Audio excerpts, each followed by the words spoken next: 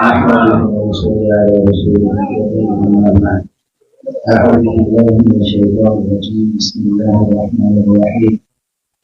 وكيف أخاف ما أشركتم ولا تخافون أنكم أشركتم بالله ما لا ينزل به عليكم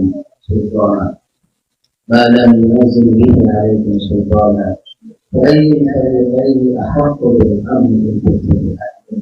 صدق الله مولانا العظيم. আমাদের ইসলাম বাংলাদেশ আয়োজিত আজকের এই জাতীয় শিক্ষা কেন্দ্রের মহান সভাপতি আমির মুহাম্মদ হযরত আল্লাহ শাহমুদুল্লাহ নাহবুল সাহেব সমাজের দায়িত্বশীল নেতৃত্ব এবং শিক্ষাবিদ ছাত্রদের কথা আমি মনে করি এটা আজকে একটা শিক্ষা সেমিনার। এই সেমিনারকে ফলপ্রসূ করবার জন্য সফল করবার জন্য কমপক্ষে আমাদের তিনটি কাজ করতে হবে। এক হচ্ছে নিজেদেরকে আগে জানার চেষ্টা করা যে এই শিক্ষা ব্যবস্থায় কি বিষ লুকিয়ে আছে, এই বিষ পান করে আমার সন্তানরা কি করে প্রত্যমিত হয়ে যাবে, কি করে নাস্তিক হয়ে যাবে। প্রথম কাজ হচ্ছে আমাদের এই শিক্ষা ব্যবস্থার ভয়াবহতা সম্পর্কে জানার চেষ্টা করা। দুই, এই সরকারকে সচেতন করা, সজাগ করা, জাগ্রত করা, সতর্ক করা। শিক্ষা ব্যবস্থায় আঘাত মানে দেশের অস্তিত্বে আঘাত, জাতির অস্তিত্বে আঘাত, ধর্মের অস্তিত্বে আঘাত, ইসলামের অস্তিত্বে আঘাত। এই দেশটাই যদি না থাকে তোমাদের ক্ষমতা থাকবে কোথায়? ইংরেজরা মূলত আমাদেরকে দাসত্বের জিঞ্জিরে আবদ্ধ করে রাখবার জন্য তাদের মতো করে শিক্ষা ব্যবস্থা সাজিয়েছে।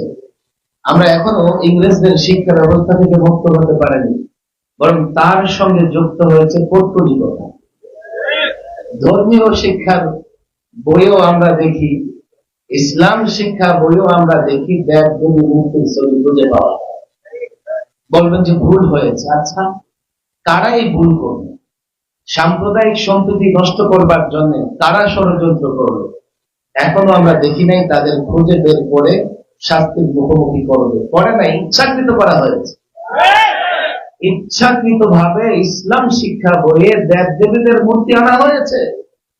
তিন, জাতিকে সচেতন করা, জাতিকে বোঝানো। তিনটা কাজ আমাদের অবশ্যই করতে হবে। আমি মনে করি শিক্ষা এই সেমিনারকে ফলপ্রসূ করতে হলে হেফাজতের নেতা কর্মী দায়িত্বশীল উপস্থিতিকে এই তিনটা বিষয় চূড়ান্ত করতে হবে। বড় একটা কঠিন সময় অতিক্রম করছি আমরা। তারা পৌত্তলিকতা প্রদর্শন করবে, পৌত্তলিকতাকে জায়গা করে দেবে, আবার ভয় দেখাবে আমাদের। وكيف أخاف ما أشركتم ولا تخافون كيف أخاف ما أشركتم। তোমরা যাদের পূজা করো, পৌত্তলিকতার ভয় দেখাতে চাও, ভাস্কর্যের ভয় দেখাতে চাও, মূর্তির ভয় দেখাতে চাও, যারা ভাস্কর্য পূজা করে, মূর্তি পূজা করে, পৌত্তলিকতায় বিশ্বাসী, তাদের ভয় দেখাতে চাও। আমরা কি করে ভয় পাবো এইসব বিষয়কে? পরিষ্কার বলছি, আমার অবজারভেশন নয়, আলেম ওলামারা এখানে আছে। 2013-তে 13-14-তে একবার এই শিক্ষা ব্যবস্থায় আমূল পরিবর্তন করার পরে হেফাজতে ইসলামের দাবির মুখে সরকার যত ধরনের নাস্তিকতা, পৌত্তলিকতা প্রবেশ করিয়েছিল বাদ দিয়েছে। এবার আবার নতুন করে এগুলো কেন আসছে? আমরা এমন একজন শিক্ষা মন্ত্রী পেয়েছি যিনি জয় জগন্নাথের জয়ের স্লোগান। ওলামাদের কাছে আমার প্রশ্ন, মূর্তির জয়, হুবলের জয়, এটা তো মুশরিকদের স্লোগান। রাষ্ট্র ধর্ম নিরপেক্ষতায় তোমরা চালাও, তুমি ব্যক্তিগতভাবে তোমার পরিচয় কি জাতি জানতে চায়? ওলামাদের আজকে বিষয়ে কথা বলতে হবে। এমন এক শিক্ষামন্ত্রী আমরা পেয়েছি, সে যদি থাকে খুব বেশি সময় লাগবে না, এদেশের শিক্ষা ব্যবস্থায় পৌত্তলিকতার নাস্তিকতায় ভরে যাবে। পরিষ্কারভাবে বিষয়ে ওলামাদের কথা বলতে হবে। আল্লাহ তাবারক ওয়া তাআলা এই শিক্ষা সেমিনারকে কবুল করেন এবং আমরা অন্তত এই তিনটা দায়িত্ব নিয়ে এখান থেকে ফিরে যাব। ওয়া মা তাওফীকি ইল্লা বিল্লাহ।